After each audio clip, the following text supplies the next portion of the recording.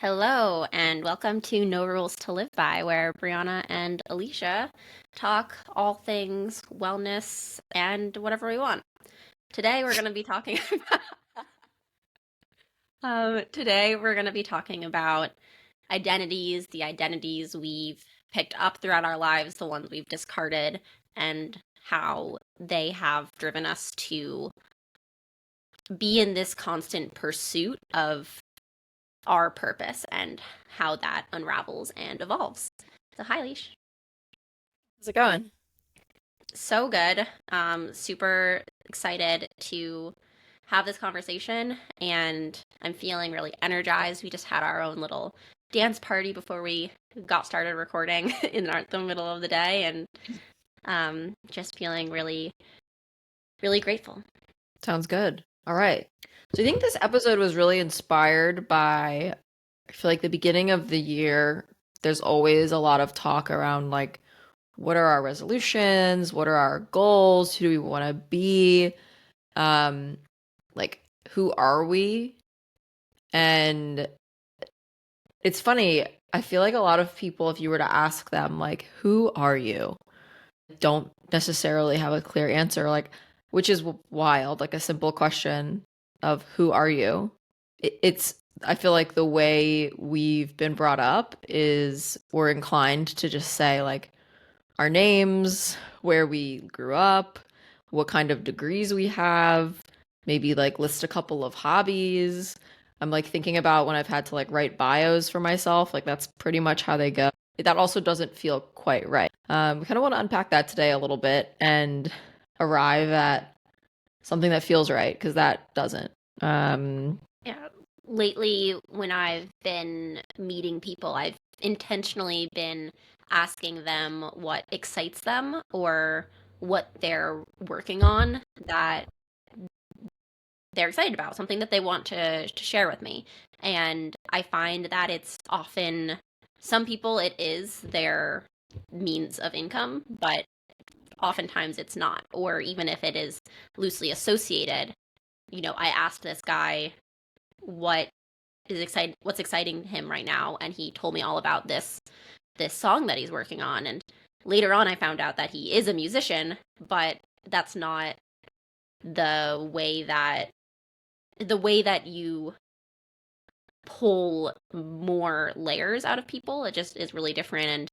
And a lot of people talk about, it's not so much, whether you're introverted or extroverted, or whether or not you are good at small talk or not. It's really so much more about the questions that you ask than the energy that you bring, if that makes sense.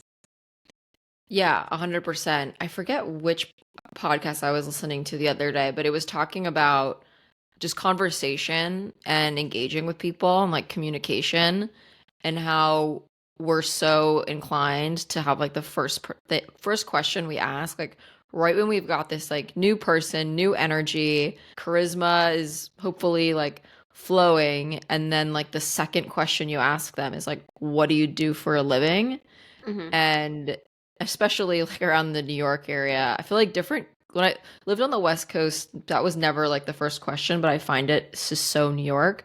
Um, and I think, you find it everywhere, but it can really just stop a conversation like dead in its tracks. And you never know, in terms of like being empathetic, like you have no idea what someone's situation is, like Mm-hmm. especially like these last few years, someone might have like just gotten laid off, and that is like the heaviest question you could have asked, and you're asking it like right at the beginning of like getting to know somebody. So yeah, Right, I've it been puts up really a trying to wall. work. Yeah, it puts up and people are immediately on the defensive. Or like feeling like they have to like explain. I don't know, it's just awful. Well, it 'Cause it's comes like down to you are people who ask that question right away, even if it's not intentional, it's bringing the energy of, tell me what you do so I can decide how much respect I'm going to give you. And I think that's really, really strange. And it's something that people do in New York. And of course, if you're at a networking event, maybe that's appropriate because everyone's there to network, and that's the idea. You might even have it on your badge. But in most cases, it's actually something that's going to put a barrier to a real human connection, which people really need. And that's what's really hard about our society right now. And, I have both had friends, dated people, even in a lot of ways been this way myself, where I thought that I needed a certain degree, a certain certification, a certain permission slip that would buy my way to feeling like I belonged or that I was allowed in certain spaces. And I know a lot of people who kind of collect accolades as a means of being able to hold up their resume and feel their own self-worth, but there's never going to be, you can't ever be enough if you're constantly pursuing like, oh, well, like I need to have, a company, a graduate degree, a PhD, this many houses, like whatever it is, whatever is the thing that you're chasing, there's never going to be, a piece of paper, whether that be a degree or a deed or or a job title, that makes you feel like yourself and that tells you who you are. You can be the, CEO of a Fortune 100, and when people ask you who you are, your answer, like, that's not an answer. Saying I'm the CEO is not an answer. Like, who are you? But it's also a really tough question to answer. Like, I don't know. I'm just over here living and breathing and eating and doing the things that I enjoy and like trying to be a good person. It's like hard to put into words. Yeah, I don't know why this song just came to me, the like I'm just Ken song, where it's like, and it's very like melodramatic. It's like I'm just Ken, and it's okay that he is who he is, and he He is has Kenough. exactly. And I think that whole energy, like podcast over, like that's the message. Okay. Okay, so let's think about this. So you're at a cocktail party, you're getting introduced to somebody. What are like the first few questions that you ask that like lead to a more interesting conversation on getting to know someone? Then what do you do? What's the next thing that you're looking forward to? I think you could say like working on any exciting projects lately, Mhm. because that is like very open. It could be like Yeah. your project could be perfecting your, pasta recipe. It could be some type of exercise that you like. I don't know. I feel like it's Yeah, open. It I doesn't had a necessarily. woman ask me that at a Christmas party a few weeks ago, and we got into this whole conversation. I said, "Well, I'm really excited about. I'm a somatic healer, and now I'm teaching dance, and I'm really, really enjoying helping people work through their messy emotions and process them through movement." And we had this whole conversation about it, and I got to know her, and she never, I mean, obviously that doesn't have anything to do with how I'm currently making income. And so I think that's a really good example. And it's also there, it's funny because on the inverse, she was an actress. And I asked her, oh, like, what are you excited about? And she's like, well, I'm an actress and there's this project that I'm working on that I'm really excited. And she currently is, that's a personal project. She's currently not employed as an actress, but doesn't. So that's an interesting thing where it's like, if you're an artist, it's like, it's a title, but it's a self-proclaimed title. And that's something that lately I've been continuously practicing, having the audacity of being like, the things that I like to do, I'm just going to claim it. Like, this is mine. I am a somatic healer. I am a poet. I am an artist. Just as much as I am my job title, I am my degree, I am where I came from. And it's not that you're not because it's not that you're not all of the things, all of the parts of your life that you have lived are a part of you and serve your purpose.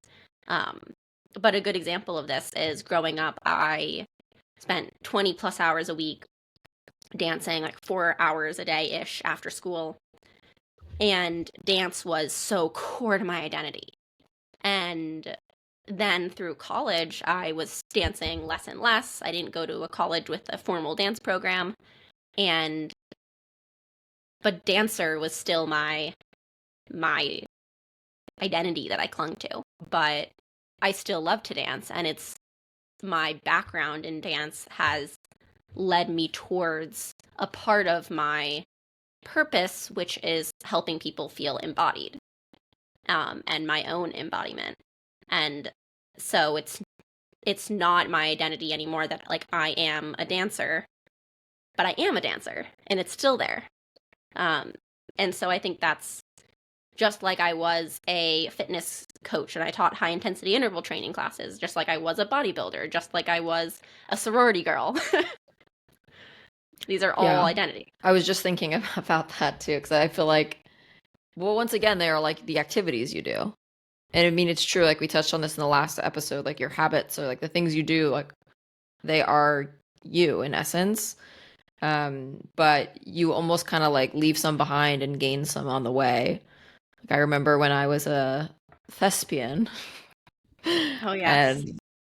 and then I was a sorority girl and there I didn't act at all and then I don't know, then I was a recruiter. But is that like who you are? Like no, like I'm Alicia. And it is hard to like distill that into just like a few words that I feel like we are all such dynamic creatures with so many different interests and adventures and hobbies, professions, creative um, things that you enjoy. Like there's just so much to it, and it's complicated. Yeah. Um, and then If I I were think to too, introduce there's myself right now, I would be like, I am a multifaceted, energetic woman. Period. and I think that is true. Yeah, I am a dynamic lady. And I could expand on that if you have some time. Take a seat. What topics are of your interest? Yeah, we could take this in many directions. Do you wanna hear what I'm cooking lately? Do you want to hear what trips I have planned? Do you want to hear what good deeds I've done recently? Okay, so we've touched on identity, but I think it also brings up purpose, which is like one of these other kind of like I don't know, also I mean, it's elusive almost a oftentimes. buzzword. It's something that's very important, but also something that gets muddled by, it almost feels like this crazy task of like finding my purpose. Or even, to some, it might feel like, oh, like some people just, have a strong conviction and purpose of what they're here to do. And, I'm just here to, like, I don't know what that is yet. And it feels like this really daunting task. But um, I think that at some level, and I think at some level, this was the gift of COVID in a way. And I think that's why you saw so many people like really pivot their lives and do something totally different. And you saw a lot of, interesting new trends come out because there was a lot of stillness. There was a lot of people sitting by themselves and, you know, feeling like this was something that was going to last forever. And so all of the inhibitions and the fear of not allowing themselves to just do whatever it is that they wanted fell away. And I think that's where, a question is when you're sitting alone by yourself, you're not influenced by anyone else's energy. What is it that you want to do? And this is an exercise that I did. And I repeatedly do this. I just write down all of the things that I like to do. Like, what do I like to do? What do I feel like doing with myself today? And over And I time, those think have to your become point, even like hobbies. with COVID, people had that time where it was like, Mm-hmm. I have an abundance of time. How am I going to spend it? Whether it be like beer making or bread making or dancing or Hmm. whatever, like you had to get it, like forced people to like lean into hobbies and get creative and like kind Yeah. of figure out that list when many people hadn't really had that time in years, maybe ever. And and that's what was beautiful about it. And what is still true is that we only have one life and we only get one, maybe we have many incarnations on this planet and you're here, but each lifetime has its purpose. And are you going to exist in the timeline that allows you to embrace all that you are? Um, and this can exist at many levels. Like, just because you like making bread, it doesn't mean you have to open a bakery. You can just enjoy making bread.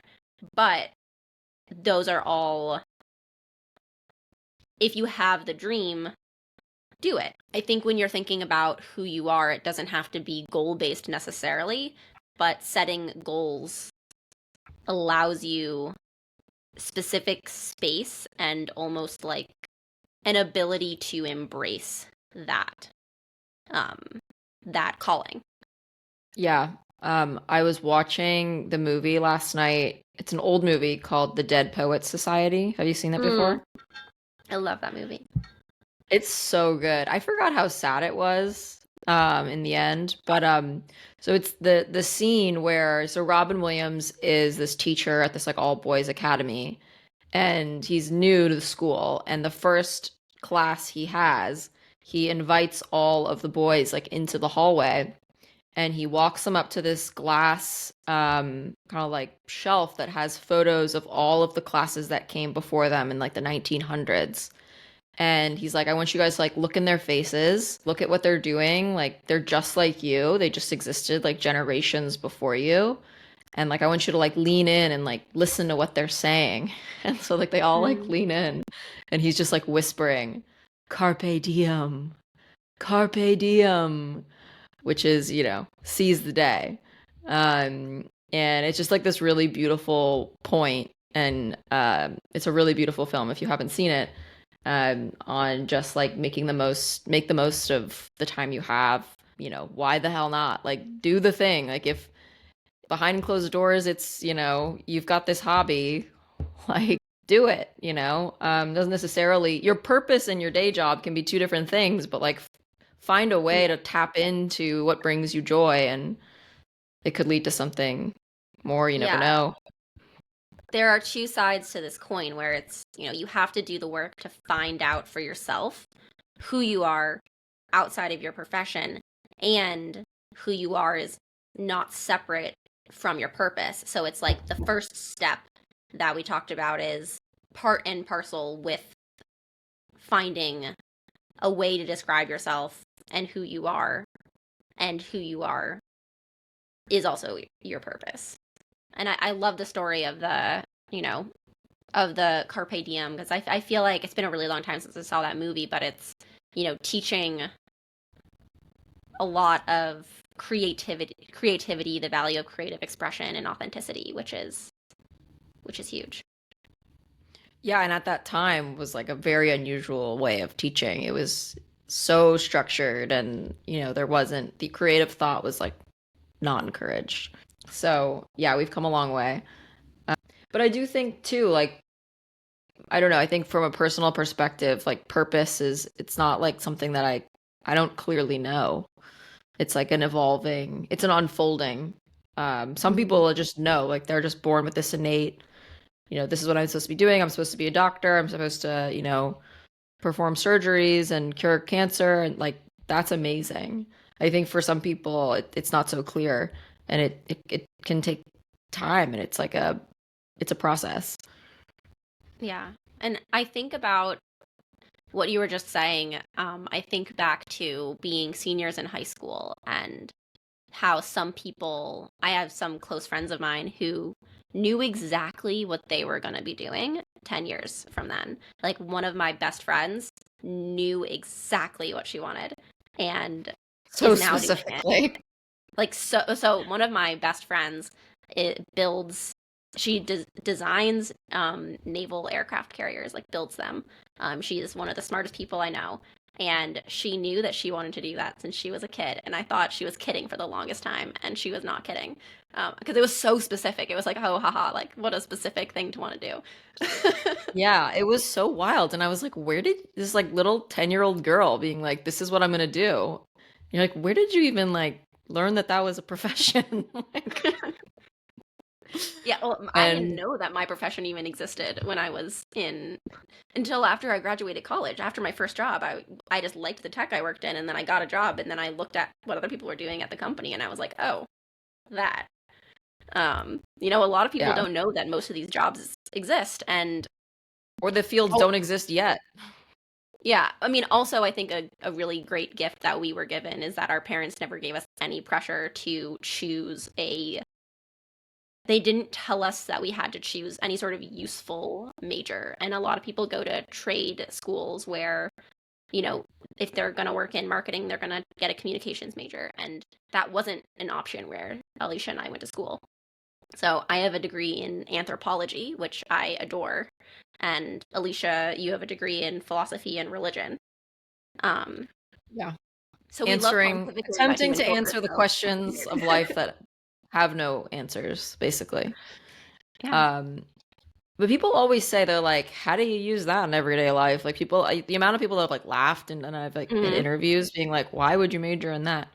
I think there's just like it's it's been extremely useful. It's critical thinking, it's analysis, it's debating in a, respectful way. Like there's so much. So, um, as our dad always said, like college is to teach you not what to think, but how to think. And, it's kind of like pick your focus, like pick whatever fires you up. But yeah, I am very grateful for that. And back to that movie, it doesn't turn out so well for one of the boys who is like an extremely strict father who's like very forceful in like his hopes and dreams for his kid. But yeah, back to your to Molly. I almost feel like that it touches her focus on knowing so clearly what she wanted from a young age. I feel like it touches on like knowing your purpose and how cool that is, but it also kind of touches on manifestation when you just Mm-hmm. like own something and you say it out loud and you're so clear on it and like you almost believe it already is or you believe it's already going to happen, like so it will be. And obviously it came with like tons of extremely hard work and dedication, but I feel like that was like the young like Yeah. manifestation and it's probably like our youngest form that we saw it. And then seeing how far she's come, I mean, it's just like an inspiration. Absolutely. And yeah, so yes, she definitely, no doubt, manifested her life. And it's also still, you know, that was her purpose at some level. And she is still in this process of unfolding. And she's so much more than just her job.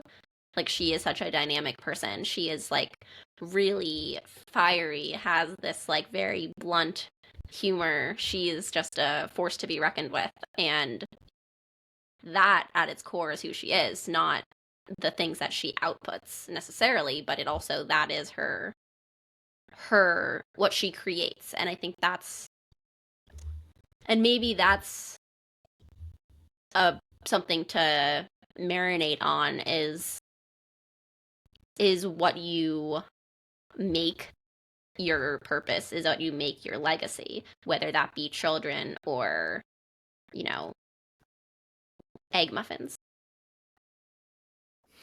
Egg muffins. It's just what came to mind. Totally. Okay, so if we were to make a rule about purpose, what would it be? I would say, I mean, we've touched on a couple, but I would say that be intentional about how you define yourself, um, and make sure that you're not taking on any identities that other people are feeding to you. Um, Yeah, that's good. Yeah.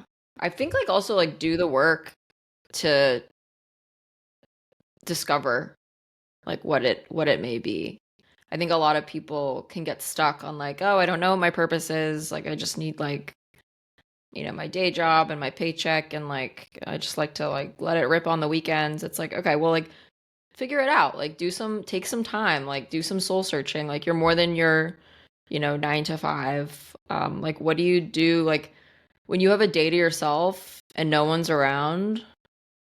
Like what do you enjoy? Yeah. And if the answer is like I don't know, like maybe try some things out. Right. See how they Any go. idea, and trust that there is that God is putting ideas in your head. God is asking you if you're waking up and you're saying, "Huh, I'm really curious about ceramics. Maybe you should try it." Because not everybody dreams of ceramics. No, not everybody thinks about gets, walks past a flyer and notices it and is compelled to learn the piano. It's you always just kind of play and let it unfold. And it's a constant practice in authenticity. And we were talking earlier today about feminine intuition. And I think that there is an overlap between the more authentic you're being, the easier it is to tap into your intuition and know. Because if you're in your authenticity and you're being fully yourself, then you can interact with things or come across things and really easily be like, this resonates, this doesn't resonate. Like, yes, no. Like, this is me, this is not me. I think there's like a saying that, God, the universe, like they'll put ideas in your head. Like if you find yourself kind of like mulling on something, like, oh, I really should like figure out how to snowboard. It's like that's not necessarily just coming from nowhere. Even like I would even say, I know this could be like take it or leave it, but even like things that come across on like TV or social media or like the internet, like it doesn't have to be just like a random thought. It could be like if you just like run into things that are like, oh, that's really cool. Like, oh, like a surfing trip, like someone invites you like to do something you've never done before. It could be a sign. Yeah. I think constantly, and even if you feel like you feel really secure in what your identity and your purpose is, I don't think that there's ever a stopping point. I think that it's important to continuously stretch your comfort zone so that you can discover more and more of yourself. Yeah.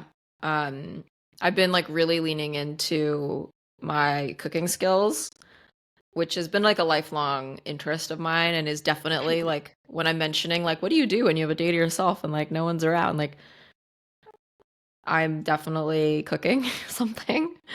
And I started watching there's that new show on HBO about called Julia. It's about Julia Child. And I'd seen the movie like Julia and Julia, which I thought was cute.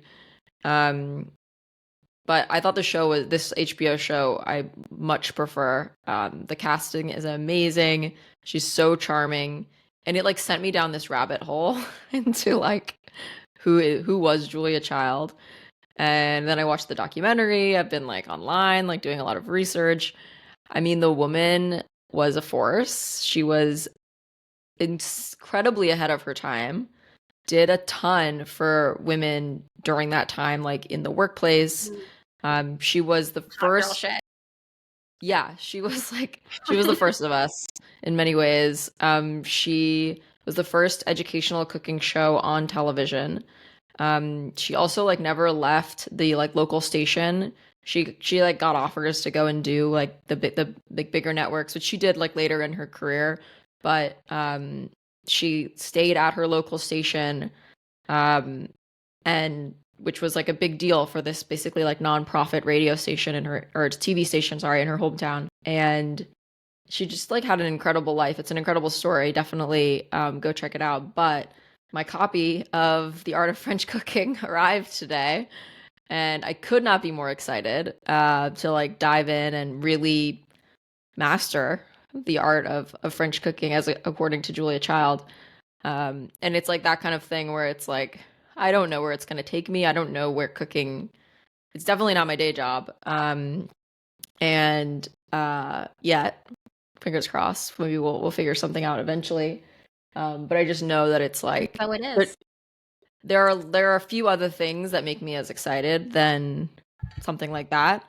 And it just feels right, and it's just it's intuition and it's gut, and so I've just gotta like kind of keep the unfolding happening, and it could just be something I really really love. It could turn into something more. I don't know, And and that's the fun of that it. is, it's something that is so core to you that nobody says, "Oh, who is Alicia?" No one starts describing you without the first one or two sentences being like, "Alicia loves to cook. Alicia's an incredible chef." Like that is has been something that's so that lights you up so much from such a young age that it is not yet your profession, but it always has been at some part, like at some level, your identity, a part of your identity. We're all Yeah, multifaceted. it's true. But it's funny, like I never thought of that until maybe like the last few years because of this whole like conditioning of like I have my degree and I study this and this is how I make money. It like um that like programming where it's like I just want to like, you know, kind of rattle off the facts and figures. But now so much so I would be so confident saying like, yes, this is something that I love to do. This is like a big part of who I am. But that like there was like a maturity to like get to that point. 'Cause I didn't even like really see it, you know? Absolutely. It's just like, all sorts of there are all sorts of callings. There are people who are great singers, there are people who are great artists, there are people who are great chefs, there are people who are, also being mediocre at all those things. I love one of my things, something that I say to just about everybody I meet, especially if I'm facilitating a circle of some sort, is like continuously give yourself permission to be mediocre at the things you love. And I say that because it's something that I continuously say to myself because you've never achieved, no one ever achieved excellence without being mediocre first. Totally. Yeah, I love that so much. And I feel like you saying that to me has motivated me to like do things I haven't done before because it's like you're not going to be great in the beginning. In fact, like you're not going to be like average. Like it's going to be, you know, you're going to be a rookie at something, but the only way to get good is to do it like again and again and again. And Mm-hmm. like the And I first think time I about make this something, it's not good necessarily, or there's notes, and you just keep I making think it, and then it about gets this with really good. art all the time, where, you think about how art has evolved and modern art and these artists that are continued to be like really revered. And, people go to MoMA and they look at these brilliant masterpieces and they say, oh, like that's so easy. Like that's a couple lines. Like I could do that. Like I can be Jackson Pollock and splatter paint on a canvas. And like you, you could, but you didn't. And this is, their creation. And I think that that's where art is so interesting. And I'm always thinking of oh, his name starts with a D, and I'm forgetting that, but not now. But he basically signed a toilet and put it in an exhibit, just challenging art. And it's really interesting to think about all of these things where even if it's something that seems simple, like any new idea is uniquely you. Anything is that people see and they're like, oh, that couldn't be any other artist. Even you think about these artists where it's something really simple. It's like you look at it and they're like, that's them. Or, I think that that's something that's really powerful. And I think about that a lot. Yeah, I think we each have our own unique gift that we bring to this earth, and um, part of the journey is identifying like what that is and carrying it out. Um, and I think if, you know, if you're taking actions to like be in pursuit of identifying what it is and then tapping into it, I think that's when life becomes like really fulfilling because you feel like you're kind of contributing to the whole cosmic um flow. I had to look And it up. but It was there's Duchamp. okay, yeah, I knew you would. Um, and in essence, fear and doubt like creep in, and I think it's important to like acknowledge the fear, acknowledge the self-doubt, the imposter syndrome, all the things, but to just kind of clear the way for yourself and accept that um you've got one life. Fuck it. Carpe diem. And while you may not be able to connect your purpose with your day job in like perfect harmony, you can find ways to both discover and tap into both, and um hopefully lead like a really fulfilling, purposeful life. Absolutely. So do what you want, play, wear what you want, and over time it'll be who you are. Don't waste a day of this precious life being something that doesn't resonate with you. Yeah, and have the audacity. Boom.